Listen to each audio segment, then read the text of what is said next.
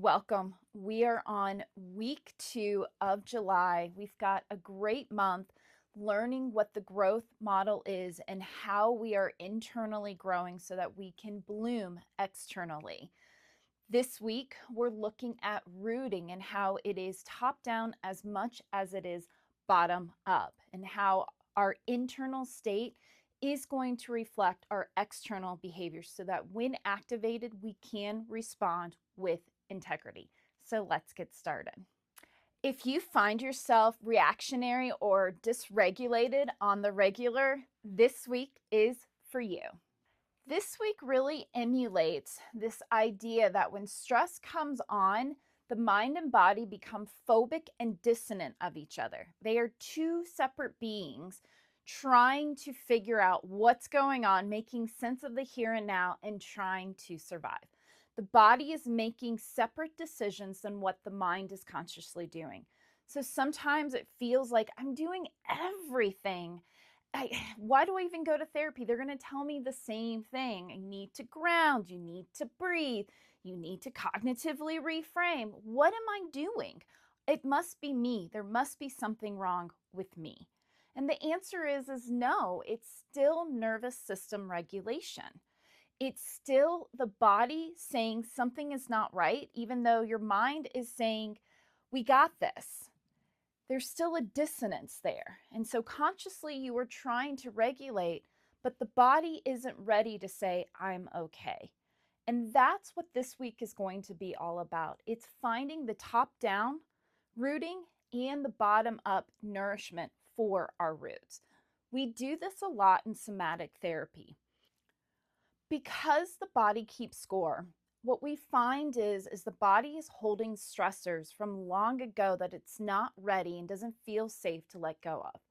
So in somatic therapy, what we're doing is this top-down, bottom-up structure to release information. We're either going to regulate up or we're going to down-regulate.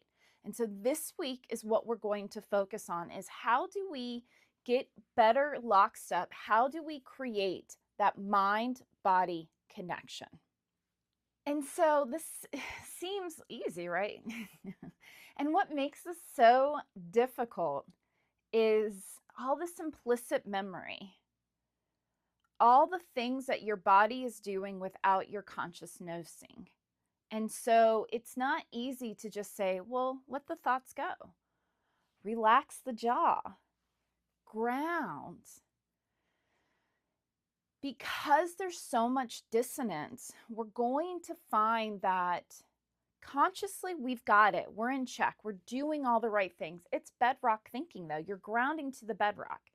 If this is my narrative to ground and relax, then here's my checklist of what I'm going to do. It's not grounding above the ground. And so what is going to get us to a narrative above the soil is going to be our beliefs, our thought process, and really paying attention and noticing what implicitly is happening. If consciously you're saying, everything's going to be okay, I've got this, like, I can trust, I can release, I'm not in control of the outcomes, but yet, or and yet, that good old and yet, there's still like a running narrative happening and the numbers are kind of crunching and you're trying to kind of plan out what things are doing, then you haven't necessarily settled the mind. If you're taking those deep breaths, doing your 5 senses grounding, and yet your shoulders are to your ears, that pesky jaw is clenched, your sciatica, those buck cheeks are just whoop. Your body is not as safe. It's still not trusting. Trust begins with self-trust. And we have to build a self-trust within us. And that can be very hard to do and hard to notice when we are actually trusting ourselves and when we are not. Because we can't do like trust falls with ourselves. It gets weird quick. So instead, we have to kind of continue to do regular check-ins and notice and just keep setting alarms, checking in on our body to see where it is, checking in on our mind to see where it is.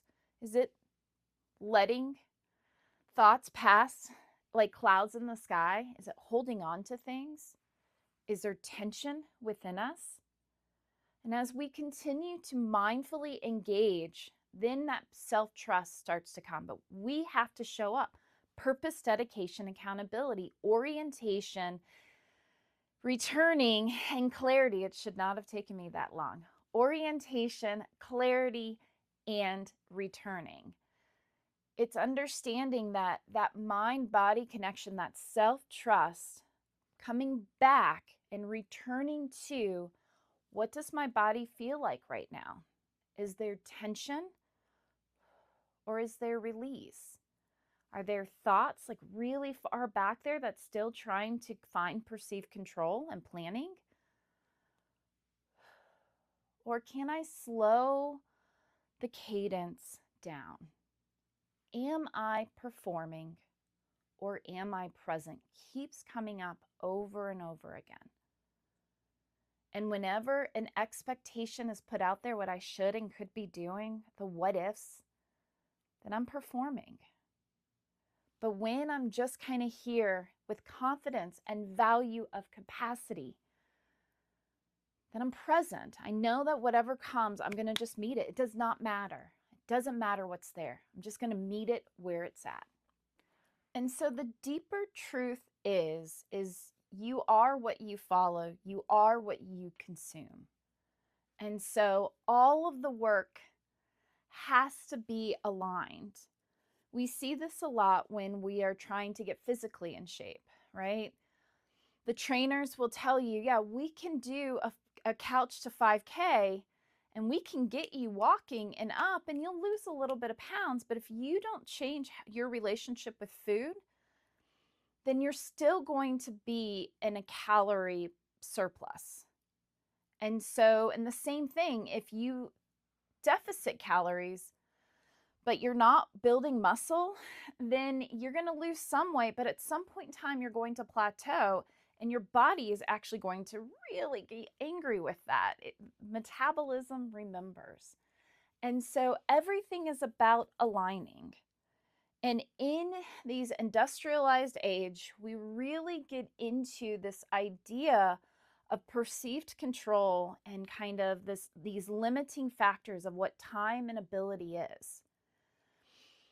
And so as we're making decisions based on what time, what perception of time, perceived control, perceived expectations, when we're stuck in that performance, what we're missing is how are we aligning with our value and our capacity? What are we doing to meet, to orient ourselves purpose to what our actual values are, what we want out of this? What intention did we set for the day, for the experience, for the month, week, whichever? And then are we returning to it? Do we give ourselves grace so that we can return and say, ooh, data point, that was a data point. That's not shame. That's not guilt. That's not, why do I even try this? I mean, we knew it wasn't going to work out. That was a data point. And then clarity. We find a very clear, valid data points that we hold on to, and we let go of the invalid data points, that pesky bad brain and negative narrative that's pulling other people's trauma and giving it to you as your value and capacity. We let those go. The freedom when you can let go, especially those people living rent-free in your mind, and you're like, ugh. And you can say, well, you know, maybe I have a toxic friend or a toxic coworker or a toxic boss. How do I set boundaries so that I don't have to sit there and ruminate on them all the time, but I can give myself space. I can close a door and just breathe, because they bother you because of you, not because you're unworthy, but because you've had other toxic people in your life. You're trying to find perceived control because your system is like, this is not good. Remember that last time we had that crazy boss? This is not good. We got to get out of here. We got to get on top of this. We got to make sure that they aren't cutting us off. We're cutting them off. We've got to be grounded and aligned. And that's what we're going to do this week. And this is a really great week to book that coaching session and learn, where are you kind of all over the place, fragmented, and where are you aligned? And so that internal shift required is going back to that tar pit. Remember this whole journey with the inner CEO, what we did last quarter and what we're growing into this quarter is understanding that there's no hierarchy between above and below the soil. And in fact, we needed to restructure and intentionally engage beneath the soil. That was that inner CEO we were building last quarter in order to effectively plant the garden we want to tend. Because the garden that is planted without your knowledge is intergenerational trauma.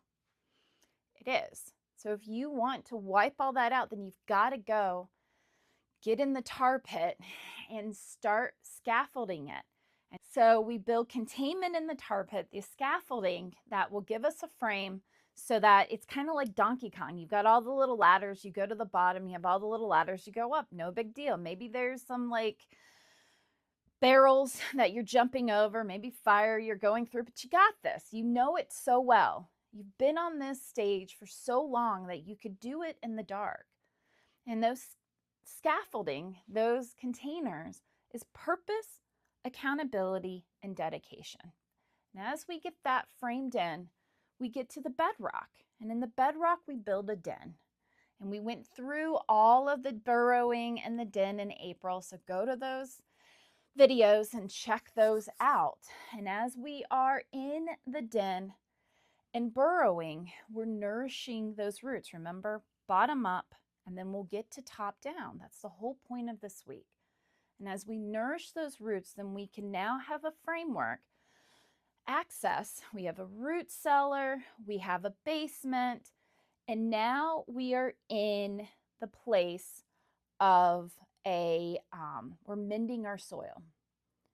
Now we're kind of in a place where we're kind of everyday engagement and this ground that we are building. And as we mend the soil, then we intentionally plant the seeds that we want to grow and tend in our garden. So this week, for paid subscribers, we've got the whole rooted model. It's going to walk you through all this. We're going to build our root cellar. We've got the basement, and then we're going to really level out and meaningfully get engaged in our soil and our ground. We're going to learn this top-down and bottom-up grounding sequence through some of my training through somatic therapy. This is not a replacement for therapy, but it is a licensed clinician with 20 years of experience in the field and in various fields of professions, kind of bringing all of that knowledge to help guide you in some ways that we can be more present. Awareness, acceptance, action. Everyone receives awareness, but going through the paywall, booking coaching sessions, getting into our masterclass series, that gives you acceptance action. Because logically I know, but emotionally I can't feel shows up all the time with us. And there's nothing wrong with it. But have a spectrum that walks you through that so that you can stay present, let life present. We literally are here with you on that journey in every way. I map everything out. There's so much structure in this. So you know, oh, I'm in logically, I know, emotionally I can't feel. But actually, I'm doing a little bit of things, but I don't feel like it's going to stick, but I am actually doing some things for myself. So I'm not as bad as I actually think I am. And as long as I'm not just being grateful, because that's a huge jump, and I stick to where I am, alignment. My body can keep up with where my mind is. And now there's not all this dissonance and fighting. And so we've got a lot of great stuff for you. Please think about becoming a paid subscriber, joining our full access community. If you're watching on YouTube, subscribe and, start following us. We've got so much great free information. We'll link you back over to a link over to the article so that you can get the worksheet. There's so much knowledge for you. We have the free self-paced masterclass. It's going to give you an overview of this neurohumanity work that we're doing. The framework that informs all of the support we are giving you is called Neurohumanity. And we've got 5 free lessons that you walk through yourself to master that inner game. Learning how to ground, how to emotionally regulate, get that leadership and executive function in check, find that self-awareness. And as you lead yourself, you are now available to lead others. We've got the relationship quiz because 3 paths, 1 human journey. And so that relationship quiz, whether you're in a relationship or not, is going to help you to be able to learn your half of the dynamic. How are you showing up in a stress state? This is how you find that out. Alignment. Now that you know that I show up this way, these are my attachment styles, this is how I get defensive, this is how I get oppositional, then now I can pull all that together. Now I have awareness. Logically, I know. Emotionally, I can't feel. That dissonance is everything we're talking about. That is the top down grounding that we're doing, the rooting that we're doing to be able to find the alignment between the mind and body. We've got so much good stuff. We have free 15-minute consultations with me and Emma that helps you to better understand what we're doing, the questions that you have.